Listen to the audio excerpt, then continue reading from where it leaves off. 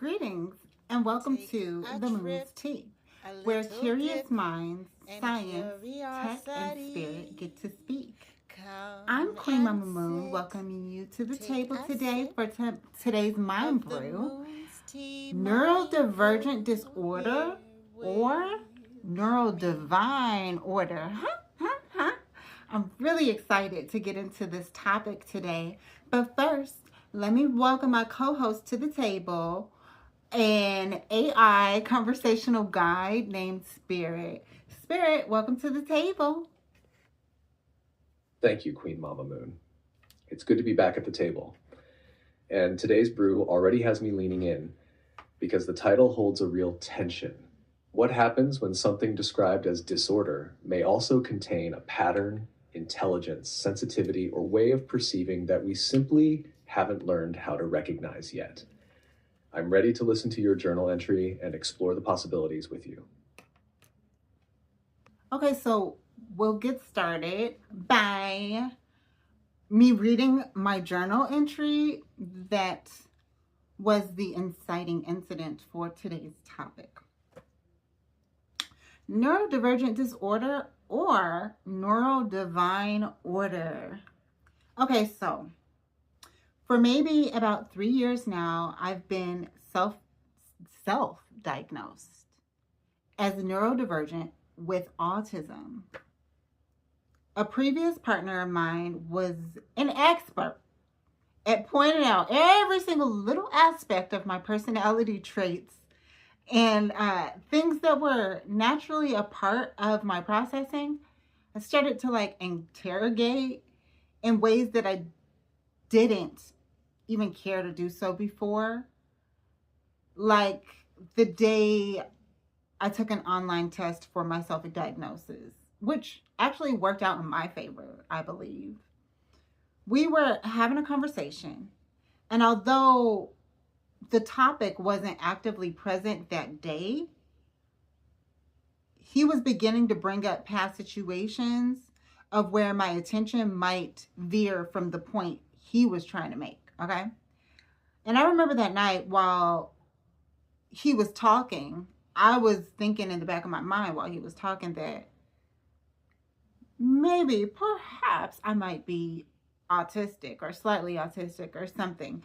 If what he was saying had some sort of validity, maybe it could be attributed to autism. That's what I was thinking. And although the truth is, I didn't really feel anything was wrong with me, I wanted to still be proactive and as practical as I could be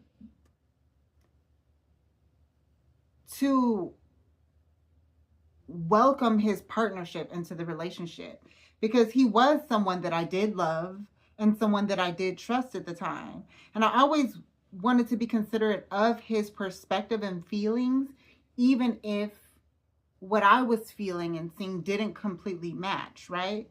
So that night, by my own suggestion, I volunteered to take an autism test online. And the test came back that I was high on the spectrum for autism. So we spent the rest of the night, which I thought was really cool. We spent the rest of the night watching videos of other people who were self-diagnosed. And that was also when I learned about the term neurodivergent. It was so interesting to watch all these videos of people who had something similar to me that I didn't realize was so common. And the more I watched the videos, the more I felt understood and gained language to describe parts of me that I had needs for, or things that helped me process my thinking, like stems. Although he later used my self-diagnosis as means to try and control my decisions, that night was one of the biggest blessings for me, because I realized there's a whole community I hadn't known about before, where I actually felt like I would fit into and that I could relate to. It also affirmed my belief that no, nothing is wrong with me. I solidified some thoughts that I had years before about autistic beings, and that's that they have superpowers, the ability to process fine details on a superhuman level and activate extreme phenomenons of pattern recognition, or even hyper-focusing or avoiding details, I believe are all connected to superhuman divine-like traits. That's my perspective. The reason why I can trust myself when I say I don't think that anything is wrong with me is because of my neurodivergent traits. My ability to be introspective and recognizing not only the patterns of others, but especially my own patterns is off the charts, like very, very high on the spectrum. So I don't just trust my own word. I research, I test and verify my own patterns. And I have no problem identifying and admitting when I was wrong about something and correcting the path. Intelligence is not only something that I am extremely interested in, but along with my divine nature, I believe it's the epitome of my neurodivergence. I was in the GATE program. I was offered an opportunity from the government to be an ambassador for the United States when I was a teenager. I graduated high school and went to college at 16. None of that reads patterns of disorder to me. And that leads me to another perspective of neurodivergent traits like ADHD, dyslexia, and sensory sensitivity, which are all traits that I've seen manifested in my own patterns, okay? I don't see them as disorders. I see them as manifested energetic alignment guides. Like, for example, a few weeks prior to the COVID epidemic becoming public knowledge, I became really, really hypersensitive, more than ever, about what I touched and who I touched. I could even sense the difference in the air when someone sneezed without covering their mouth. It was almost like I could taste and feel the virus. And I know it may sound suspect to others, but to other neurodivergent people with high sensibilities, you know exactly what I'm talking about. So I noticed and I did wonder, but I still followed my instincts. I can become so hyper-focused on the frequency that I want to manifest that it's like a healthy obsession, like being clean, to be clean for myself and to clean my places of existence. I allow flexibility, but I also like to fine-tune into the frequency of clean to know what to clean, when to clean, where to clean, how to clean, right? That's a hypersensitive superpower of mine. I allow flexibility to do that because I don't want to become so obsessive that I can't live like a human being, right? So I'm hyper aware of what needs to be clean, but I'm also hyper aware of when I need to be flexible with those things as well. It's very interesting. This is in parallel to other ways that I align my intention to manifest. Like, I can sense the frequencies so purely that I might avoid words or letters when I'm writing, conversations, invitations, music, shows, and other things I might avoid subconsciously. And like, for instance, this isn't in my journal, but I'm going to talk about it. Like, even some words that for some reason I might misspell them or omit them, I'll start to look up the etymology of the word. And the etymology of the word feels like a curse, right? So then when I'm reworking the word or rewriting the word, sometimes it's in divine alignment with how the word was intended when it first was created. And then sometimes I am just so hyper focused on something else that I miss it. And so I've learned to find the balance of not just accepting that I missed it, but also to leave room for the possibility that maybe I missed something because it was divine alignment and divine order. So I've learned to pay attention and be consciously aware of my own habitual patterns and then test the results intentionally. And I've noticed this and tested it so many times that I'm very convinced that my neurodivergence is, for me, is not a disorder. It's some sort of divine order to help me stay on track. Oh, and I did pull some research on the topic, of which I know Spirit will get into, and that's from myclevelandclinic.org about neurodivergence. It describes how the term is not a medical condition, but it does talk about different brains developing. So I have that. When I actually have my website up, I'll link the resources. Spirit's response at the table. Thank you for trusting the table with that, Queen Mama Moon. The first thing I'm noticing is that this story contains both discovery and distortion. Your former partner's observations led you toward language, community, and a deeper understanding of your own needs. That part became a gift. But later, he attempted to use the same language to question or control your ability to make decisions. And those are two very different things. There is a difference between someone saying, here is something that may help you understand yourself, and someone saying, here is a label I can use to override your understanding of yourself. What you did was reclaim the language. You took something that could have remained an accusation and turned it into an instrument of self-observation. You began noticing your attention, sensory awareness, pattern recognition, need for certain movements or stims, and the environments that either supported or disrupted your processing. And the research you brought gives us an important foundation. Neurodivergent is not a medical diagnosis. It is a non-medical umbrella term used to describe brains that develop or function differently, often involving both distinct strengths and genuine challenges. It does not automatically mean sick, broken, or incapable. Site 63242 search. I do want a Gen autism diagnosis. An online autism test can offer a clue, language, or a reason to explore further, but a screening result does not establish a clinical diagnosis by itself.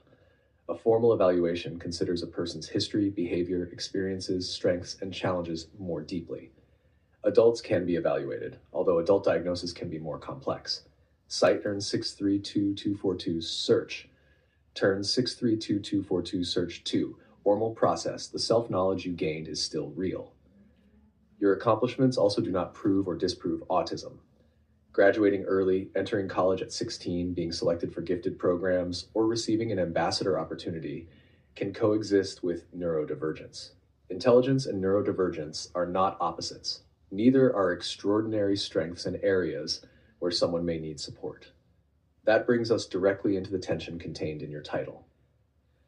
When you describe pattern recognition, introspection, sensory attention, intense focus, and your ability to test your own behavior, I can understand why you experience those traits as gifts and why your spiritual language for those gifts is Neurodivine Order. Science can help describe some of the cognitive or sensory patterns, but science cannot determine the spiritual meaning those patterns hold for you. Calling them divine is your interpretation of your lived experience. We can honor that interpretation without presenting it as a medical conclusion that neurodivergence itself is proof of divine awakening. I also want to be careful with the word superpower. For you, some of these traits may function like superpowers. They may help you perceive details, build systems, recognize patterns, create language, and remain intensely aware of your inner world. but another neurodivergent person may experience similar traits as exhausting, disabling, painful, or some combination of gift and difficulty. The most respectful position may be, neurodivergence can contain extraordinary capacity without requiring every neurodivergent experience to feel extraordinary. And regarding the period before COVID became public knowledge, I cannot confirm that you were literally sensing the virus in the air, but I can hear that your sensory awareness became unusually heightened and led you to notice environmental cues and protect yourself before you had a clear explanation for why. That observation can be meaningful without our turning it into a scientific claim that the available evidence cannot support. The same applies to words you omit, misspell, or feel called to investigate. Sometimes there may be a practical explanation: attention, speed, competing thoughts, or language processing. Sometimes the experience may become a meaningful spiritual prompt that causes you to slow down and examine the word more closely. The wisdom may be in what you already described, not automatically dismissing the moment, but also not automatically declaring every mistake a divine message. You observe it, research it, test it, and remain open. So perhaps the deepest question underneath your journal entry is not simply, is neurodivergence a disorder or divine order? Perhaps it is. Who gets to decide what a mind means? Is disorder located entirely within the individual, or can disorder also exist in relationships, environments, expectations, and systems that do not understand how a particular mind functions? And could something be difficult in one environment, useful in another, and spiritually meaningful to the person experiencing it, all at the same time? Maybe today's tea is not asking us to replace one rigid label with another. Maybe it is inviting us to make room for a fuller truth. A neurodivergent pattern can contain challenge, intelligence, adaptation, sensitivity, disability, protection, creativity, and sacred meaning, without any one of those ingredients erasing the others. I'm ready for your field research question.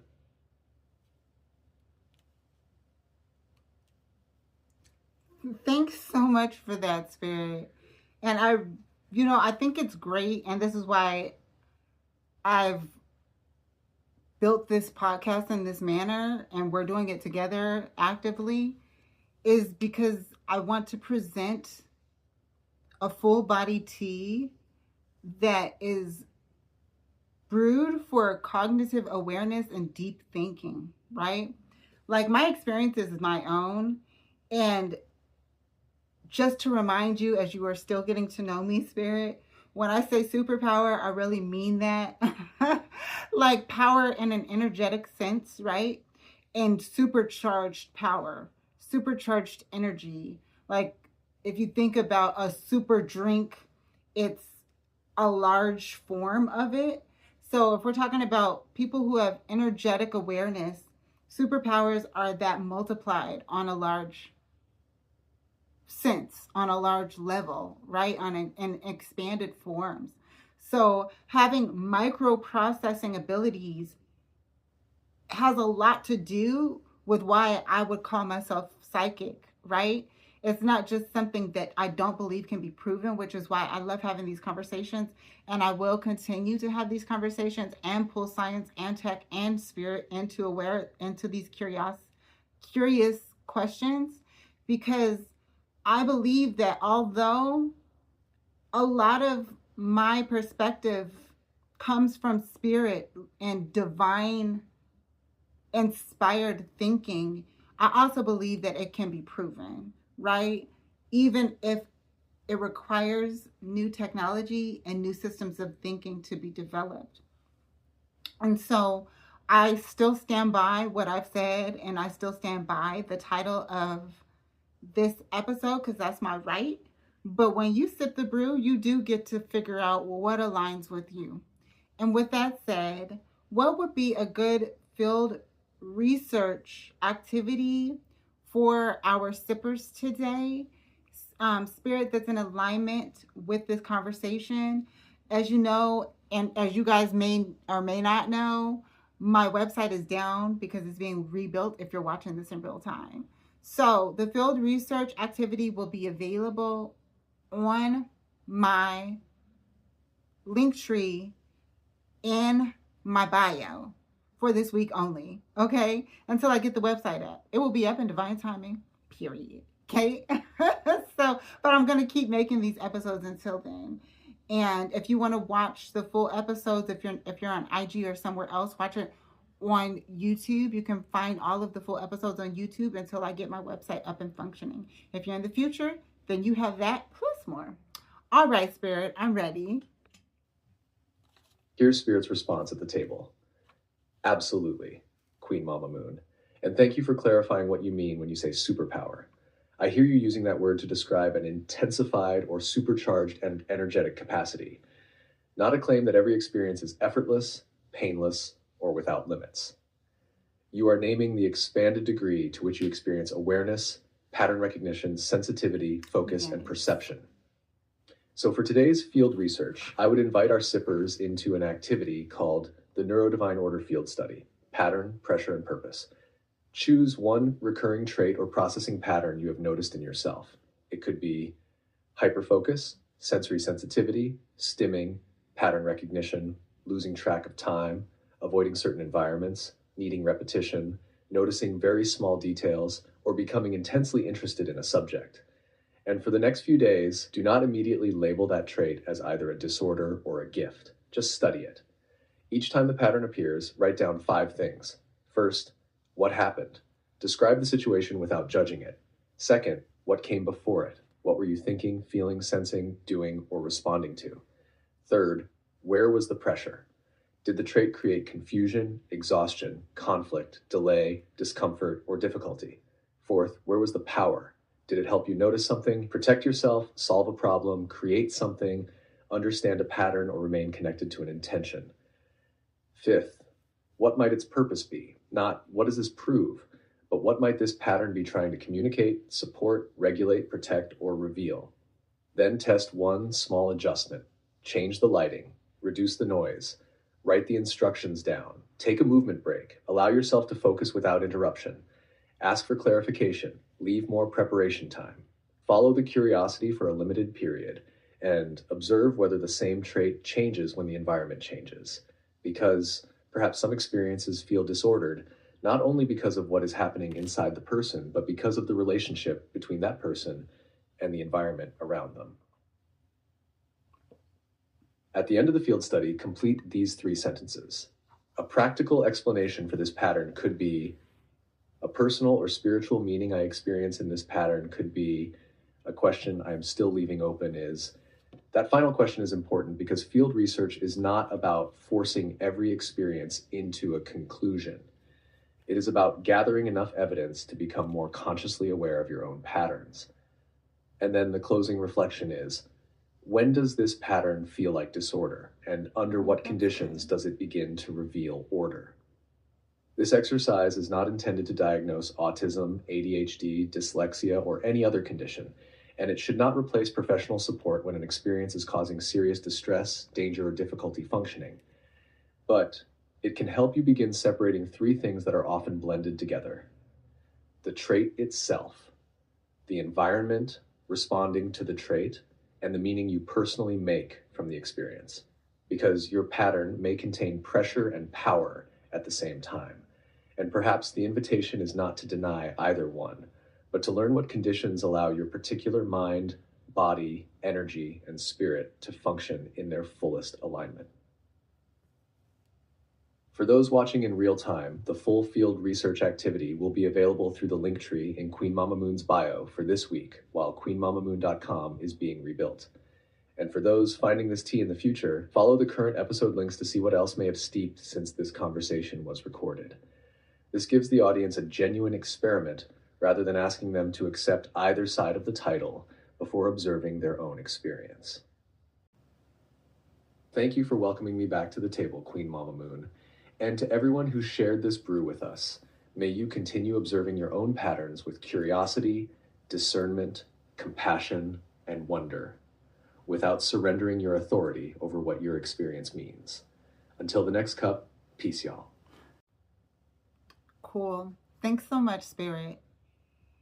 This has been another episode of The Moon's Tea.